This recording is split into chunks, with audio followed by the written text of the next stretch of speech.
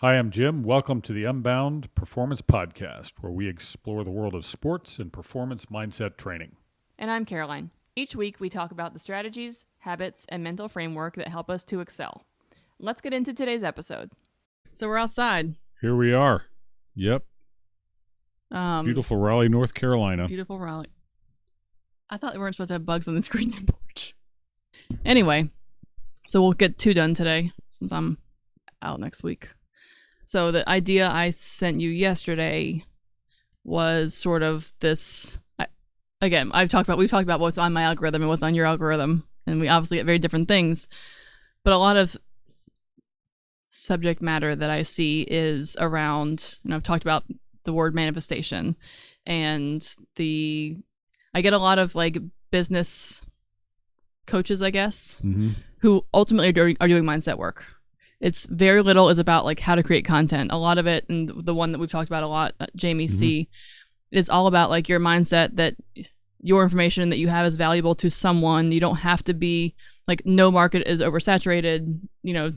No one's doing it better than you can because no one else is you, right? We talked about this last week when we recorded with Cal too.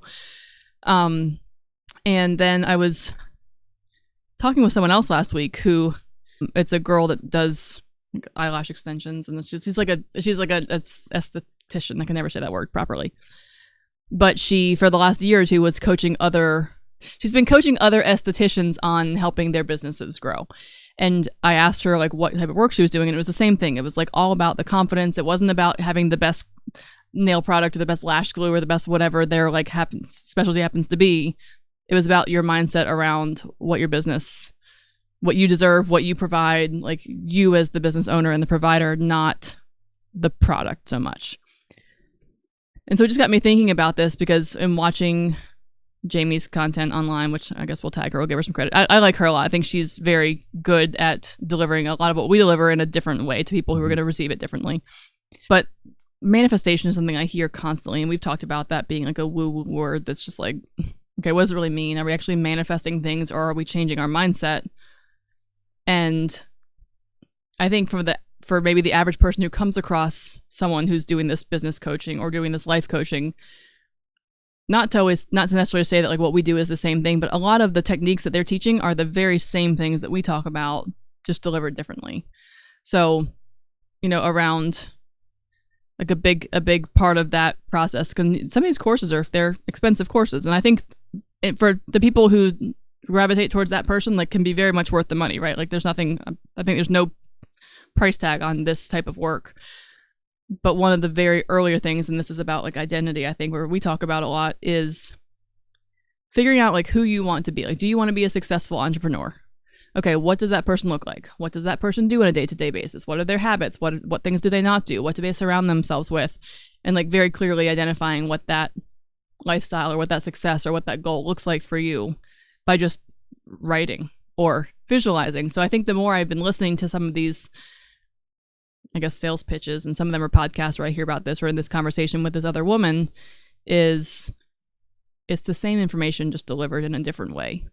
That's how I mean, I may be seeing it in a single lens because of what we do, but when I look read between the lines, it is very much discovering your identity, discovering your purpose, goal setting, journaling, meditation, visualization are all part of that process that they're selling in those packages. So in the vein of there's something out there for everybody, I think it's helpful to be able to decipher what's different from one person to another, what's different from one process to another, and what kinds of outcomes you might expect. Yeah, I'm not surprised. I mean, my feed gets some of that kind of stuff. Every time I hear the word manifestation, I mean, I've heard some people talk about it, mostly not successful entrepreneurs, who almost imply that pretty much all you have to do is see it and believe it. Right. And take no action. Right. I'm all for seeing it and believing it. But I don't know that you bend the cosmos to your vision just by sitting there and saying, I'm going to be successful. Yeah, right. So taking action that bolsters the whole vision thing is, I think, pretty crucial. And I mean, it's like when I read the book Tough, he kind of decried the idea of hope, implying that if all you do is just hope. And I agree, if that's all you're doing. Yeah. I don't know too many people that are getting anything done, or just sure. hope it works out. And manifesting is the same. Like, yeah. And even from a like visualization thing, I think you can. I mean, I'm totally believing that, and I think probably really effective visualizing has to do with learning skills, like, or improving the habits and yes. So even like from an athletic standpoint, if you want to be a better free throw shooter, get a firm, crystal clear, vivid and what that looks like, image of what that looks like, and plant it in your brain and see it repeatedly. I think there's probably, I mean, there's so many people who swear by it, and then every now and then I read someone who doesn't, where, like, from a competition standpoint or an outcome standpoint, there's not total science behind it. But I come across so many people who are like successful on a legendary level, who totally believe and employ this stuff and have done it like crazy, that I'm not going to sit here and say, well, there's not really any science. Right. There's examples all over the place. It reminds me of when I was in college a couple of years ago, and I had an exercise physiology professor who would not believe that anabolic steroids worked to increase muscle mass, size, strength, performance, and because there was no experiments to show that it did. And we got into like serious argument in class, and I said, well, one, it's not ethical to administer those drugs for a reason, especially in the levels in which they are commonly taken. But so we can go down to the gym where I lift this afternoon, and it's a petri dish for like, look around, everybody's on them, and they clearly work. And there's a reason why, like, every top performer in pretty much any kind of physical activity takes some enhancement. But he just was not having it because he couldn't find it in a textbook. And meanwhile, I'm like, look around. So I think it's no surprise that people are like really successful in whatever it is, whether it's business, athletics, you name it. They do all the things you just talked about. I mean, my guess on the ones who are, a few minutes ago, you were saying there are people who, like, in a competition setting don't believe it as much. But I think, and I don't know, we talked about this weeks ago, maybe even months, I don't know how long it's been, about the idea, it was when we were doing the inner game of tennis, about just like showing up and delivering your best performance possible.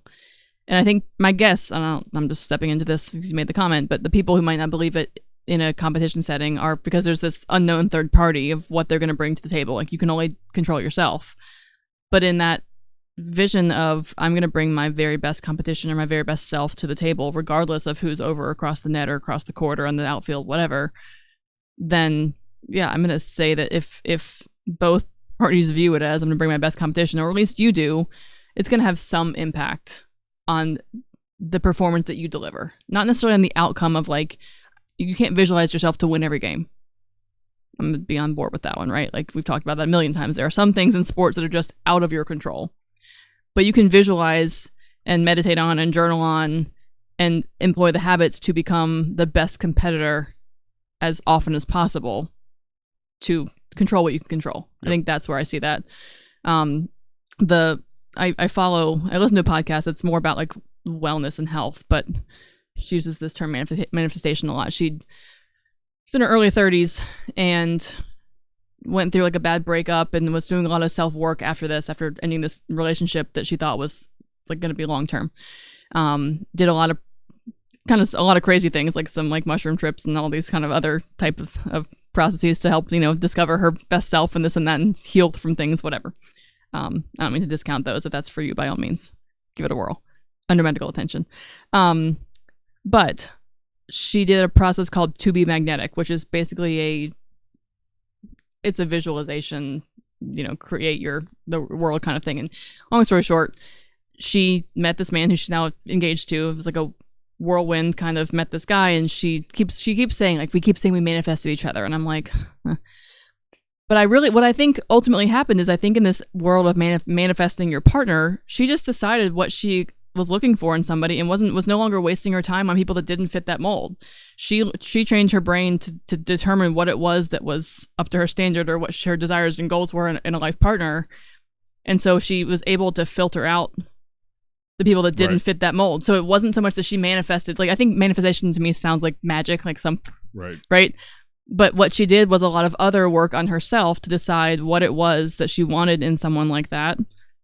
And so she was able to find it more clearly than trying to like waste any time on someone that didn't fit that mold. So I think it's just in this world of so much information with the internet and so many people who are experts on things. There's so many people who have, well, I tried this, and so this is what you need to do. Or I did this course, and so this is what you need to do. I think when you break it down, a lot of it is very similar self-work that helps you clarify, create habits, change mindset, so that you can achieve the things that you want to achieve, whether it's a sport or a spouse or a business goal or etc. Yeah, I mean, I think with that woman, part of it, I'm sure, is she created in herself the kind of person who would mirror back what she would attract. Yes, literally, right, a similar kind of individual, and was giving off vibes that would 100% get someone else's attention in that way. And I mean, I think there's, people make vision boards and, all of that kind of stuff. Yeah. It's a kind of a way to manifest something. I think as long as you don't just think, I'm just going to pop these pictures up here on the wall and expect them to come. Right. That all of it is about, and I think even from a health perspective, there's another thing I wanted to mention on that. Staying yourself healthy. Like, if you've got some kind of illness, particularly, I mean, it has huge impact. And that doesn't mean you sit there and keep smoking 6 packs a day. Yeah, no, I look healthy in my mind. Right. Eating ultra processed foods like there's no tomorrow, which there may not be if you eat a lot of them. But I think putting in work in that regard, believing in it, and then not just automatically accepting a diagnosis and odds and percentages and things like that, but instead seeing it go another way. Yep. And that goes back to, again, training. The more work you put in to train your mind to respond a certain way, the more effective it's going to be. So it is interesting, like, to your point, that it all kind of goes back to very similar strategies and tactics with all of this. Yeah. I mean, even in the health space of, there's some, I think it's called the Body Keeps score. Have you read that one? Oh, yeah. Mm-hmm. About this, things that you hold from your past, whether it's traumas or whatever you want to call it, or like things that you haven't emotionally processed well. You can have aches and pains or chronic illnesses from, things that you hold on to a long time. That's becoming a very popular life strategy, if you will. People who are suddenly doing these strategies to cure their chronic illness or whatever it is. Now, I'm not saying you can journal cancer away. I don't know if, I don't know the science and the data on that, although I do believe very much that the body does hold things. But that's one of those things too, is it's amazing how much our brain affects our cellular levels. And I mean, you hear basic that the more stressed you are, the more belly fat you hold, right? Like, it's not true. Yeah, cortisol and all that. Correct. Yep. So you hear about those basic things.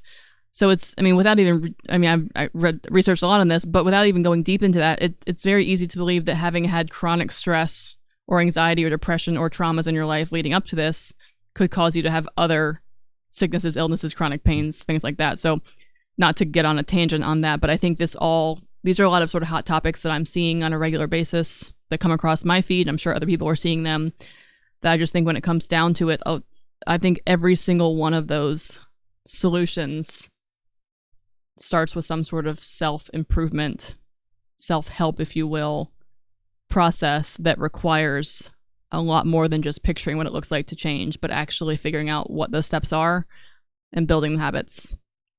Yeah, and I think we routinely separate the mind and the body, and they are one. And we talk about mindset or mental performance training, all that kind of thing, but it's thoroughly intertwined. And for our purposes, the reason we talk about the mental so much is because most people don't do any work on it. Right. Like they just work on the physical part of it and not realizing, or maybe I think a lot of people have a sense of it, but I don't think they regularly know to what extent it impacts performance. And so whether it's health and how every thought you have touches every cell in your body to performance of whatever kind, whether it's standing up and giving a talk or shooting a free throw with a game on the line, if you can calm your mind and that quiets your biochemistry and you get to perform the way you're capable of performing. And but seeing it, I think, is another way that is really beneficial, is that it provides hope and optimism, and you see yourself heading in a certain direction. I think that's a big deal, as opposed to I got nothing. Well, we talk about this a lot. It's people are not inclined to say like, yeah, I can do it, or I believe I can do this. Right. People are inclined to be like, it's not gonna. It's much easier, that negativity bias or whatever, to say like, oh, that's not gonna. It worked for them, I know, but like it's not gonna work for me because I'm not Michael Jordan to begin with, or I'm not, But it is flipping that switch of believing that you could have the similar outcomes, or in some cases, even if you had 50% of the outcome, even if you don't get the same outcome that one person got, if you got half of the success they had, you'd be thrilled. So I think it's just that first step of believing. I think it's really easy to read these success stories and read these, oh, well, he did all these habits in this one day, and he did these, he had this strategy for this and that, and that's great and it worked for him, but I can't possibly do all of those. But starting small and just realizing that it can be anybody who benefits from this stuff, I think, is where it just helps to, when we're fed all of this information all the time, it helps to not think that it just applies to the people who are sharing about it, but that it can apply to you if you can unfold and digest it. And that's, not only are we quick to tell ourselves that we can't do it, we'll have plenty of people in our lives who are also very happy to let us know we can't do it either. That's very common. And to sound harsh, people who aren't getting anything done or doing anything, who are wildly underachieving, the last thing they want to see is someone else be hyper successful. I started reading this book on this Air Force pilot, Bud Day, and he saw action in World War II, Korea and Vietnam, and Congressional Medal of Honor winner. He comes from a town of nothing, like where nobody ever did anything, and it was really hard to make it happen, and the economic circumstances were brutal. So it's not like he was looking around and seeing models of this. Oh, there's so and so. He became one of the greatest pilots in the history of our country too. I think I can do that. But one thing he did was make use of the library. Avid reader, reading about all of these other worlds, so to speak. And that kind of lit a spark in him to find that for himself. So he joined the Marines when he was still in high school after Pearl Harbor. And it's just, I don't know. It's, I think a big part of why we do what we do is to, if we can ever be like a spark of like, you can do it. That's all it takes, is a little spark thing. So, for me, I don't want to hear anyone say they can't do it. I don't know. Let's try. Let's do more than try. For sure. let's set a plan and get after it. See what happens. Worst that you can do is see what happens. Yep. But that's. I know when you texted me that, I was interested. Like, I wonder what prompted this and where she wants to go with it. But that was good. Awesome. I liked that topic. Good deal. Me too. We hope you enjoyed this episode of the Unbound Performance Podcast. Your support helps us continue to build our community. If you're enjoying this content, please like, subscribe, and share.